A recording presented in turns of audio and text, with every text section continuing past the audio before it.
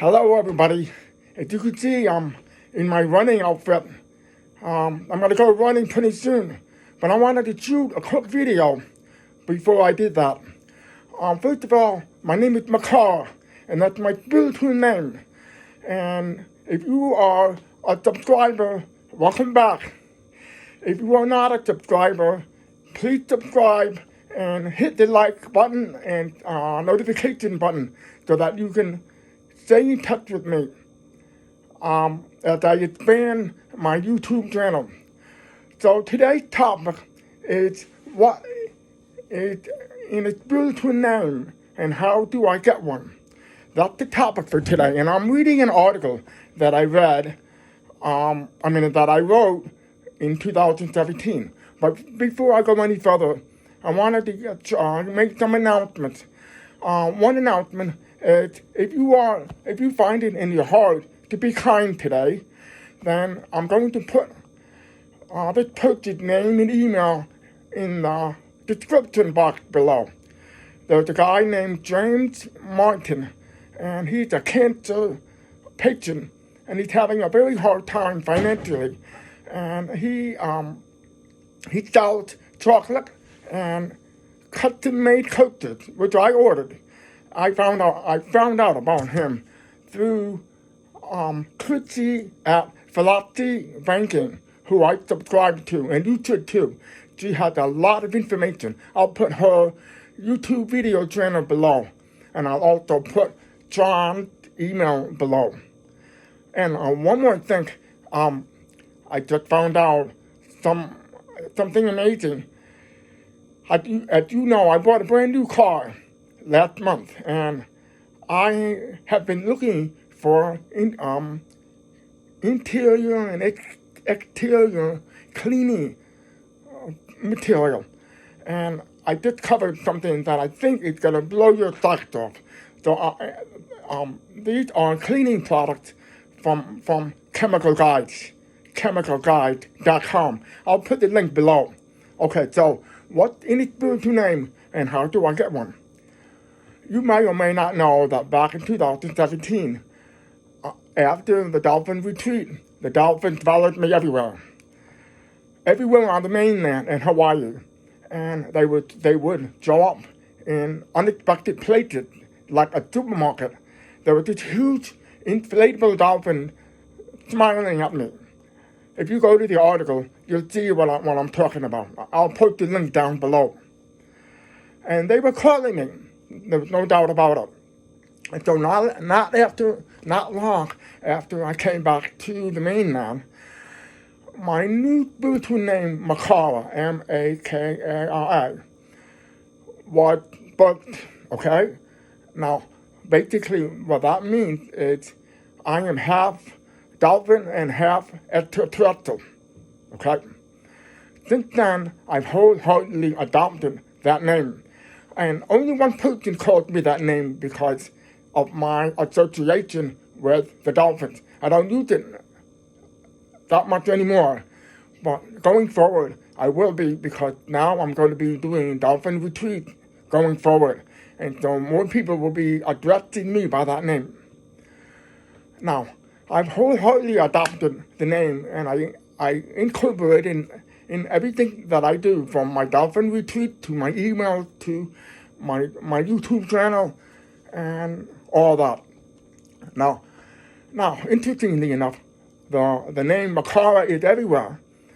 Later on in the summer, someone pointed out that Makara was actually mentioned in a book called The Yoga of Jesus. Now that's funny, because I had a reading done about 2 or 3 weeks ago, and in the reading, I was told that I was a friend of Jesus, and that Jesus is going to be coming back in my life, maybe this year, to guide me on a project that had something to do with Mother Earth and her animals. And I think that means Mother Earth and the dolphins, but only time will tell.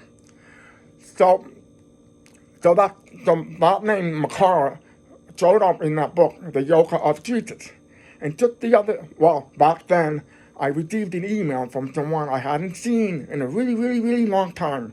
And at that time, he wrote, I'm reading off my article, he wrote, Makara is also a Sanskrit word for a point just above the third eye.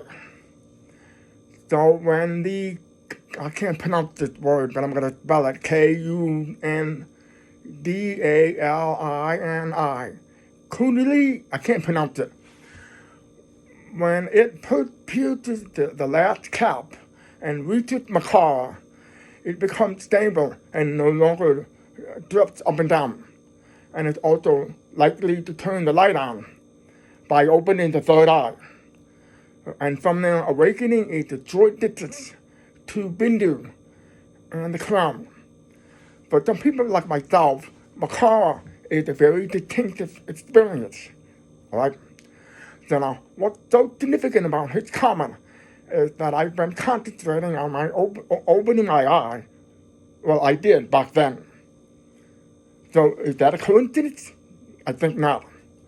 So I'm very, very grateful for my spiritual name. It feels very fitting and so very right. Now, not long after I posted about my spiritual name, the link of which I'm going to provide you, someone wrote to me and said, how do I get my spiritual name? And so that's the point of this video. How do you get one? So I wrote back and I told her, your spiritual name usually comes about naturally. Either your guides give it to you through your heart, or someone, maybe a friend, who is closely connected to you on a spiritual level, somehow finds a name that fits you to a T. And then you have to try it out and see how it feels. Or it can also come about through a spiritual guru who teachings you follow. It doesn't have to come from a spiritual guru. It just needs to feel good. It needs to fit you like a T and match whatever work or dharma you are doing. I could probably give you your spiritual name, but only if it came naturally. The key is it cannot be forced. Now, who knows? If you come to one of my dolphin retreats in the future, the dolphins could actually give you your spiritual name. How about that? Bottom line, there are many, many different ways to bring about the birth of your spiritual name. And what's interesting is that it doesn't have to be ecstatic. It doesn't have to sound fancy. Makara, it's not a fancy name, but it fits me to a T because of my life purpose, my mission on the planet.